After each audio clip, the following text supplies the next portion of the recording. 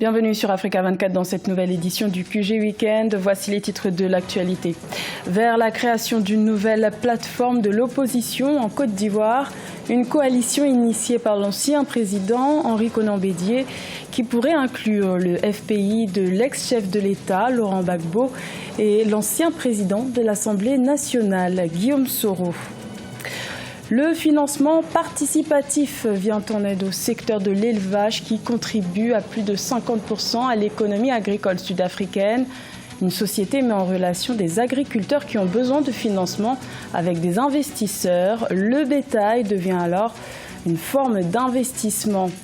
Et le deuxième simulateur de vol de Sim Aerospace fabriqué au Congo a été présenté au grand public.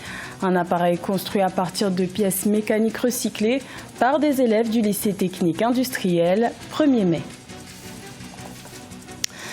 Mais tout d'abord au Soudan, un accord entre l'armée et l'Alliance pour la liberté et le changement, fer de lance de la contestation, ouvre la voie à une sortie de crise. Après 2 jours d'âpres négociations, les deux camps se sont entendus pour la signature d'une déclaration constitutionnelle qui prévoit de remettre le pouvoir aux civils, la principale revendication du mouvement de contestation. L'annonce a été faite ce samedi par le médiateur de l'Union africaine. Rappelons que le pays est dirigé par le Conseil militaire de transition depuis la chute du président Omar el-Béchir le 11 avril 2019 et que plusieurs tentatives de négociation entre les deux camps ont échoué, ce qui a provoqué de vives tensions ces dernières semaines. L'idée de la création d'une nouvelle plateforme de l'opposition prend forme en Côte d'Ivoire, un projet initié par Henri Konan Bédié, leader du PDCI-RDA, et qui devrait inclure le FPI de l'ancien président Laurent Gbagbo ainsi que l'ancien président de l'Assemblée nationale, Guillaume Soro, en vue de l'élection présidentielle d'octobre 2020. Mais rien n'est encore signé. Ange Noménio. L'alliance politique entre le Front populaire ivoirien et le Parti démocratique de Côte d'Ivoire se renforce de plus en plus.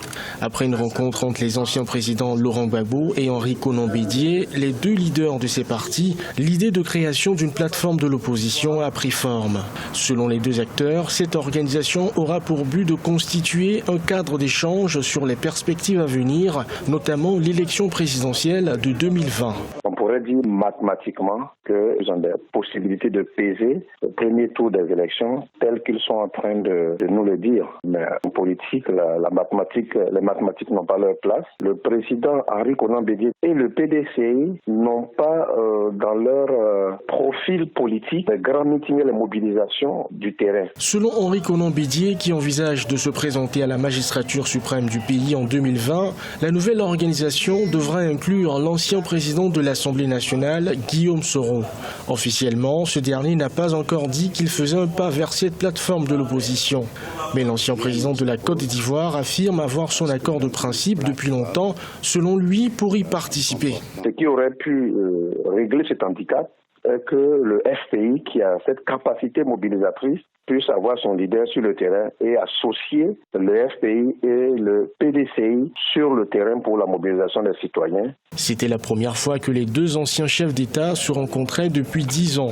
L'accord sur la plateforme de l'opposition devrait être bientôt signé selon le chef du PDCI-RDA, lui-même en rupture avec le président Alassane Ouattara, avec lequel il avait fait alliance entre 2005 et 2018. Également dans l'actualité, en Tunisie, la date de l'élection présidentielle initialement prévue le 14 novembre a été avancée au 15 septembre pour permettre d'élire un successeur au défunt président Béji Caïd Essebsi, décédé le 25 juillet. Les prétendants à la magistrature suprême ont donc commencé à déposer leur dossier de candidature ce vendredi 2 août auprès de l'instance indépendante chargée des élections à Tunis. Au moins 9 aspirants se sont présentés. Les candidats potentiels ont jusqu'au 9 août pour déposer leur dossier. La campagne électorale se déroulera du 2 au 13 septembre. L'Office togolais des recettes s'est fixé pour mission de collecter 669 milliards de francs CFA cette année. Grâce à la collecte de taxes et d'impôts à hauteur de 45%, rien qu'au cours des 6 premiers mois de l'année 2019, l'institution a mobilisé jusqu'à 48,8% de ce montant, ce qui correspond à plus de 326 milliards de francs CFA. Aïssatou Bari. L'Office togolais des recettes affiche de bonnes performances. L'institution a collecté les taxes et impôts à hauteur de 48,8%, ce qui correspond à plus de 26 milliards de francs CFA, alors que son objectif était de mobiliser 45%, soit 669 milliards de francs CFA. Les différentes réformes entreprises, dont la promotion du civisme fiscal et la télédéclaration, ont été entre autres les vecteurs de cette performance. Les résultats du premier semestre sont globalement très satisfaisants et sont au-dessus de ce que demandait le gouvernement et le Fonds monétaire international. Le Togo a mobilisé en 2015, 2016 et 2017 517 milliards de francs CFA, 575 milliards de francs CFA et 625 milliards de francs CFA respectivement de recettes fiscales, soit une progression de 11,21% entre 2015 et 2016 et de 8,69% entre 2016 et 2017. Effectivement, nous avons un gros problème au Togo, c'est la pression fiscale. La pression fiscale aujourd'hui repose sur quelques entreprises, amène beaucoup d'entreprises à fermer. Il faudrait que les autorités puissent effectivement regarder de près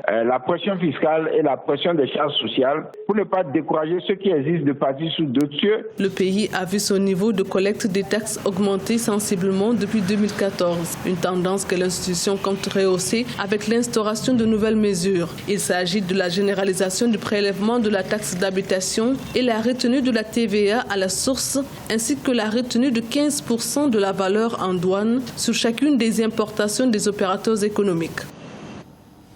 Quand le bétail se substitue à la monnaie, c'est le principe proposé par une société de financement participatif en Afrique du Sud. L'entreprise met en relation des investisseurs et des agriculteurs qui ont besoin de financement. Le bétail devient ainsi une forme d'investissement. Plus de détails avec Amenage. Une application pionnière en Afrique du Sud permet aux investisseurs désireux de tirer profit de la demande croissante de viande de bœuf d'acheter des actions d'une vache à partir de leur téléphone portable. Livestock Wealth, une société d'agriculture de masse, met en relation les investisseurs et les petits exploitants via son application MyFarmBook où ils peuvent acheter leurs propres vaches et recevoir des taux d'intérêt allant de 5 à 14% selon l'endroit où ils placent leur argent. Un investisseur qui entre dans Livestock Wealth peut investir dans un veau de 18 000 rands. Après la naissance et la vente de ce bébé, ce processus prend 12 mois et les 18 000 rands de ce client auront généré un revenu de 2 000 rands pour pouvoir obtenir 20 000 rands. Lancé en 2015 avec seulement 26 vaches, le projet comprend désormais plus de 2000 vaches et a pu recevoir 50 millions de rands avec 10% des investisseurs venant de l'extérieur de l'Afrique du Sud. Des groupes d'investisseurs peuvent acheter une vache entière alors que des individus peuvent acheter des actions d'une vache enceinte ou d'un jeune veau. Ce qui m'a attiré dans cette méthode d'investissement, c'est le fait que je pouvais investir dans quelque chose que je pouvais voir afin que ce soit tangible. L'élevage contribue jusqu'à environ 51% à l'économie agricole en Afrique du Sud. À noter que les prix mondiaux des moutons et du bœuf ayant augmenté après la sécheresse dans les principales régions productrices. Cependant, l'impact des conditions météorologiques sur le coût des aliments pour animaux, que les fluctuations de la demande mondiale de viande de bœuf peuvent affecter les investissements dans la vache. Après 18 mois de construction, le deuxième simulateur de vol de la société Sima Aerospace a été présenté au grand public dans la capitale congolaise Brazzaville. Un appareil fabriqué localement à partir de pièces mécaniques recyclées par les élèves du lycée technique industriel 1er mai. Reportage de notre correspondant Deva Panzou. Ce simulateur de vol bimoteur a été construit par des élèves du lycée technique industriel 1er mai de Brazzaville sous la supervision de la start-up Sima Aerospace qui a initié ce projet. Ce simulateur, inspiré du modèle Beechcraft 1900, mesure 5 mètres de long, 2 mètres 40 de hauteur avec 4 sièges passagers et 2 dans le cockpit.